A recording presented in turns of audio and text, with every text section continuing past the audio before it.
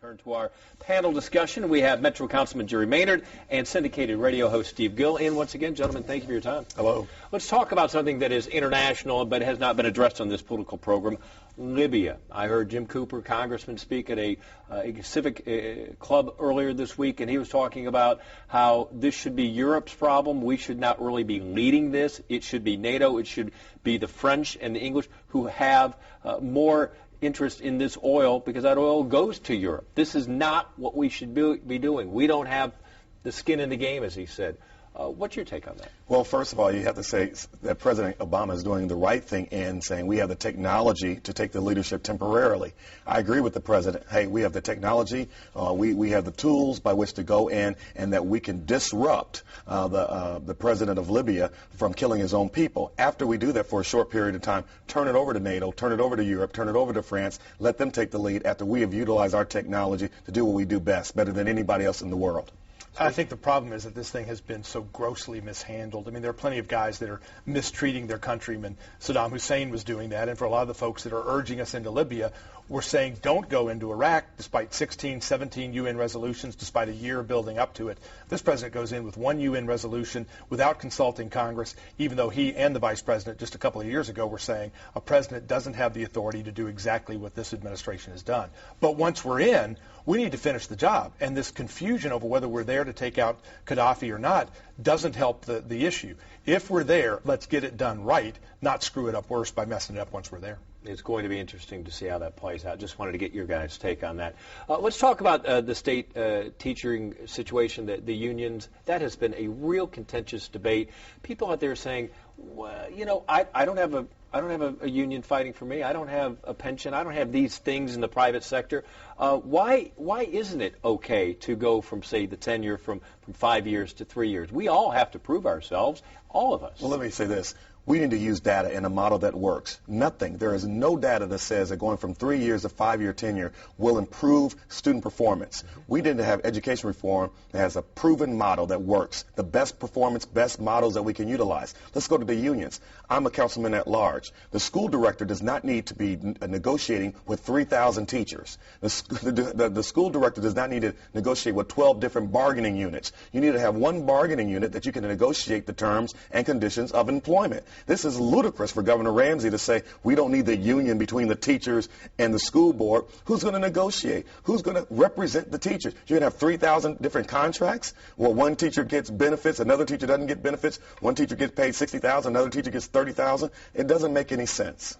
Well, we don't have a teachers union in place for the firefighters or the police, and there doesn't seem to be any problem with having those contracts negotiated without having every individual police officer or fireman come in and do it. We need to take away the special authority that's been granted to the teachers unions in Tennessee, which are all about the teachers union and nothing to do with education and the quality of education. Now, I agree with Jerry that whether you're going to have a 3-year or a 5-year tenure track doesn't do you any good if you're still not going to weed out the bad teachers between that 3rd and that 5th year. If we're not doing the job in 3 years, will we do it in 5? Because there is plenty of evidence, plenty of data that proves if you've got bad teachers in classrooms, you're going to get bad results. Once they get tenure, we can't get rid of them. That's the problem, and we need to find a way to ferret out the bad ones on the front end and get rid of them once they're in, despite what the teachers union wants to do to keep them in place. Now, what we have to do, and Steve and I agree on that part, what you also have to deal with is assignments of teachers. That's what we really need to do. You need your best teachers in your most challenging schools. Instead, what happens is that your teachers with less experience, they're 1, 2, 3 years out, they're sent to the troubled schools, right, because they don't have seniority. And that's what the issue is. It's not so much dealing with tenure, whether it's 3 or 5 years, it's whether you have seniority and you refuse to be assigned because you're good at math and this school is horrible at math. Let's get our best teachers over there in these challenging schools. Let's pay bonuses to do that. We pay combat bonuses to troops who are actually in combat versus those who are on the back lines. Let's pay the best teachers more, and those that take on the most difficult assignments, let's bonus them. This whole, you guys nodding at each other, stop that, okay? I'm just kidding. We'll take it out. I'll go all Mike Turner on you, boy.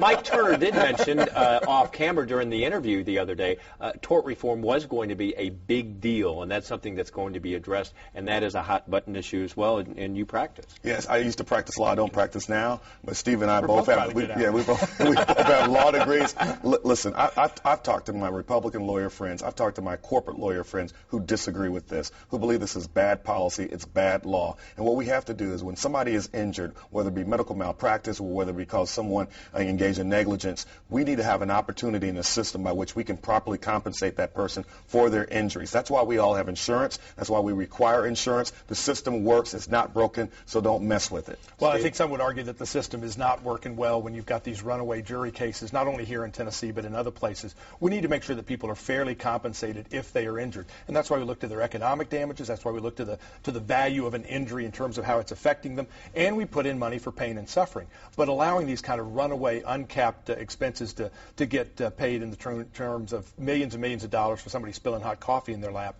that's the kind of stuff that needs to be reined in. This is the only way to do it. Putting a cap doesn't work. Let me tell you why. Because of medical malpractice, you cannot bring a lawsuit unless you have an expert from a surrounding state, someone that comes in and says, yes, I give my expert opinion, sign an affidavit saying, yes, this does make a prima facie case for medical malpractice. So you don't have these frivolous lawsuits in medical malpractice. The other thing is if you're 18 years old, you get injured, we don't know whether your injuries will continue to sustain itself through the age of 80. So therefore, we can't just put a cap and say you only get $250,000. It's amazing, though, how many of these folks will write that same opinion because they're always finding a prima facie case. There are guys who are the hired guns for hire, and they're out there. To be continued after the commercial break, but I'm out of time. Guys, thank you. Great debate We'll go back as always. to the fight. Yeah, we'll be back in a moment. Good stuff.